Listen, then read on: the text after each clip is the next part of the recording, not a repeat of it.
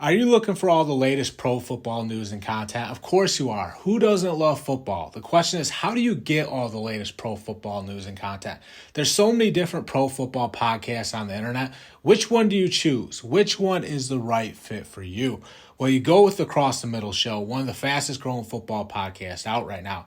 Over the past year, we've climbed the Spotify rankings and become a show you have to listen to if you're a football fan.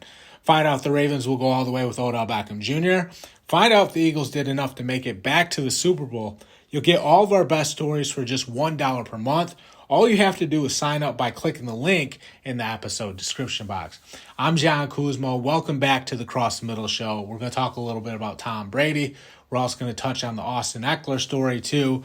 So Antoine Whitfield thinks the Buccaneers are trying to lure Tom Brady out of retirement. He thinks the front office is doing everything they can to get Tom Brady to come back for this upcoming season, which probably isn't a good sign for Baker Mayfield or Kyle Trask, because if the Buccaneers front office was sold on Mayfield or Trask, they probably wouldn't be recruiting Tom Brady to come back for this upcoming season.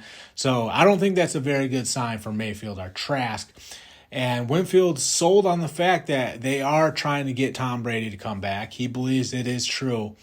And you put yourself in Tom Brady's shoes, he's still capable at playing at a high level. You know, he's going to watch all these guys go to training camp. He's going to see the highlights on TV. He's going to be sitting there thinking to himself, you know, I'm still better than all these guys. So it's got to be tough for Tom Brady because, you know, he still belongs in the National Football League. You know, remember Drew Brees at the end of his career? You know, he couldn't throw over 20 yards. Tom Brady can still throw the ball deep. He did great work this past season with Mike Evans. He was throwing the ball down the field. I mean, he was throwing the ball vertically just as good as he ever has in his whole entire career. So to step away when you're still capable of playing at such a high level, that's got to be tough for Tom Brady, because he could be out there playing with all the young guys. He could still be lighting it up. And it's not whether or not he can play or not. It's whether or not, you know, he wants to walk away and spend time with his family, or if he wants to come back and keep doing what he loves. You know, he's caught in the middle of that decision. You know, does he want to step away, spend more time with his family, his kids, or does he want to get back to football and, you know, get back to playing because he's had a little bit of time off? That's where he's at right now. But, you know, it's not whether or not Tom Brady can keep going. It's not like Drew Brees at the end of his career where we knew, you know, that was it for Drew Brees and it was time to stick a fork in his career just because he couldn't throw the ball further than 20 yards. That's not the case with Tom Brady. He can still air it out. He's still better than just about every quarterback in the league. So it's like, does he come back and play and, you know, accept that he just has to spend time with his kids in the offseason? Or does he, you know, decide to hang it up for good and walk away for good? You know, right now he's trying to stay away from it and, you know, focus on his family, focus on life outside of football, life after football, so to say. But you know he's itching. You know he's jonesing to get back out there. You know he's had the time off to relax and just hang out by the pool, go on the boat, do all those things that he did in the off season. But right now it's getting time. It's getting time for football. It's getting time to get back out there. All the guys are getting anxious to gear up and get ready to go. Tom Brady's, you know, a football player at the end of the day. He feels the same way. Brady wants to get back out there with his teammates. He wants to play. He's just wondering whether or not he can commit to a whole season, whether or not he can be focused like he needs to be to have the success that he's always had. But when it comes to all the other things, you know, there's no coverage that fools him anymore. There's nothing the defense can do to disguise their coverage to fool Tom Brady. He's seen everything they can throw at him, he's seen before. He still can get through all his reads and progressions and deliver the football effortlessly. It's easy for him. It's a walk in the park just because he's done it for so long. He can find the weakness on any defense that they throw at him. He's still great at, you know, linking up with Mike Evans and making those big plays down the field. Still great at, you know, lasering his passes in between two defenders and completing those tough throws that he's so good at doing, that he's done so many times throughout his career. It's easy for Tom Brady. And, I mean, there's so many things that the guy does well. And, the most important thing, he can still throw deep. He hasn't lost anything on his arm. That's really the determining factor for a lot of these quarterbacks. When they start to lose their arm, you have to hang it up. That was the case with Drew Brees. Tom Brady's arm is still alive. He's still got some great throws in that arm. There's still a lot of football left in that arm. He doesn't have to walk away if he doesn't want to. Antoine Winfield thinks there is a possibility Tom Brady could come back because the Bucs are doing everything they can to get him to come back. That would mean a backup job for Baker Mayfield and Kyle Trask, because if Tom Brady comes back, he's the starter, he's the guy. The Buccaneers are reloaded just because they have their franchise quarterback back. Maybe they're not the same team that can win a Super Bowl, but you can never count out a team that has Tom Brady. That's just a fact. They're always going to be in the hunt if Tom Brady's there. We know they're going to find a way to get in the playoffs, and then after that, sometimes miracles happen. How many times did we count Tom Brady out with the Patriots only for them to go on and win a Super Bowl? Now look at the Patriots. They're not even the same team anymore. So, the Bucs would be smart if they can get Tom Brady back. The guy can still throw the football all over the field. His dropbacks are still so smooth. His footwork is perfect. He delivers the ball all over the field better than every other quarterback in the league. I mean, he's still at the top of the totem pole. So we'll see. Does Tom Brady decide that, hey, sitting on the couch isn't for me, it's time to go play some football? Or does he say, hey, it's time to focus on my family, focus on life after football and the things I haven't been able to do since I've been so committed to football for all those years? That's where we're at with Tom Brady.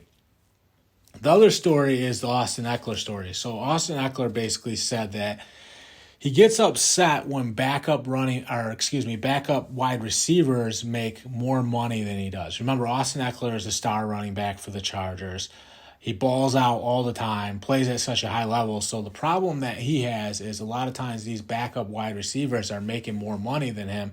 So when you have a third or a fourth wide receiver that's making more money than Austin Ekeler, he feels like he's getting the short end of the stick. And it's hard to blame him. When you look at the value that Austin Ekeler provides for the Chargers, he has a legitimate gripe because a third or fourth wide receiver isn't doing the things that Austin Ekeler is. There's no doubt about that. So he is in the right for wanting to make more than a third or fourth wide receiver. There's no doubt about that. You look at what Austin Ekeler does, so good at catching the ball out of the backfield.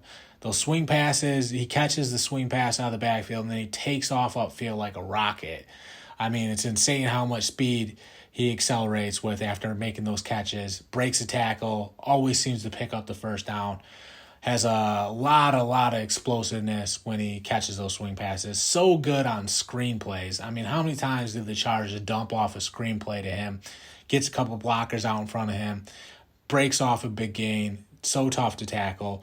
Great down by the goal line, always seems to move the pile, keeps those feet churning, moves the pile, gets in the end zone. I mean, look what he did to the Browns this past year, tore the Browns apart. Had that great catch at the end of the game against the Cardinals right on the goal line, gives that effort to get in on the goal line on that catch. I mean, Austin Ekeler does a lot for the Chargers. I mean, to the point where he should not be forgotten about. He needs to be taken care of just because of the value he brings to that team. He brings a lot to the table for them. He just does. There's no doubt about it. I mean, he makes them so versatile. Justin Herbert can scan the field looking at Keenan Allen, looking at Mike Williams, and if nothing's there, just dump it off to Austin Ekeler, and he can get, he can get 8 or 9 yards, dump the football off to Austin Ekeler. It's such a huge factor for that Chargers offense. They're not the same team if Austin Ekeler isn't there on that underneath stuff, because, I mean, they threw to him in the flats so many times that it's just such a weapon to be able to dump the football off to this running back that's basically another wide receiver, just because he's catching everything that comes his way. He's not dropping anything. He's breaking tackles. He's breaking off big gains. He turns plays that should be dead in the ground to check down receptions that turn into 8 or 9 yards, which give you second and short, which makes your offense very manageable. You're in a manageable situation when you're in second and short. You can take a shot deep on a second and short because you feel like you can run the ball on third down with Ekeler and pick it up. So it allows you to do so many things on offense because you're in good down and distances. When you're in second and short, because Austin Ekeler just picked up 8 or 9 yards on a dump off when there was nothing there, the defense had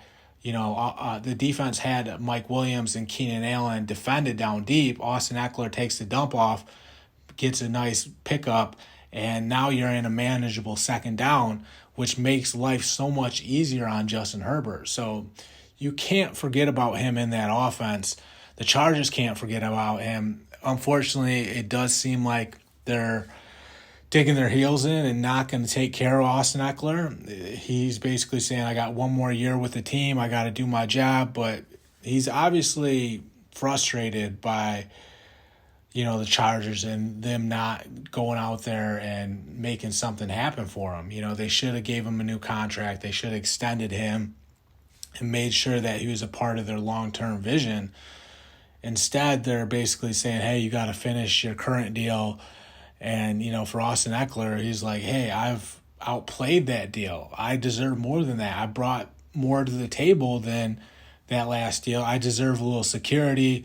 I need some financial stability in terms of a new contract that is more reflective of my worth on the football field.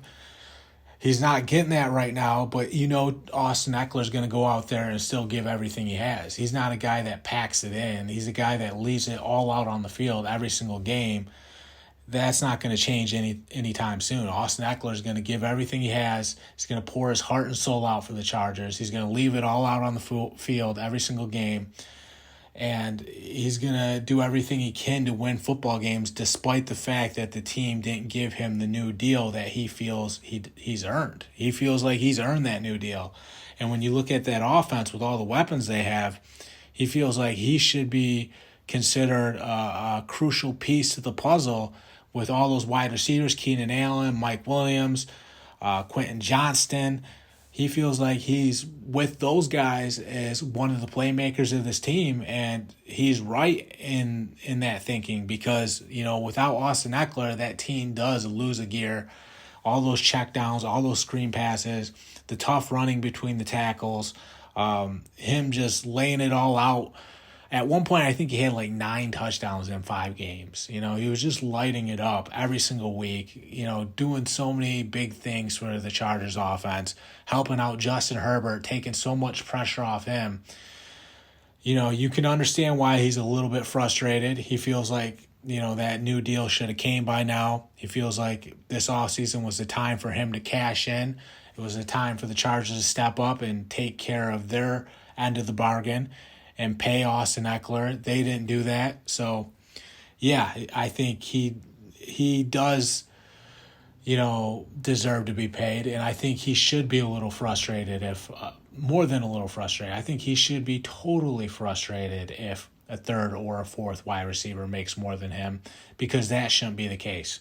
Really, that's all I got for this latest episode of Across the Middle show. I'm John Kuzma. Thank you guys for tuning in. Sign up for $1 per month. Support the show so you can keep getting these pro football updates. Thank you guys so much for tuning in. I'm John Kuzma. I'm signing off.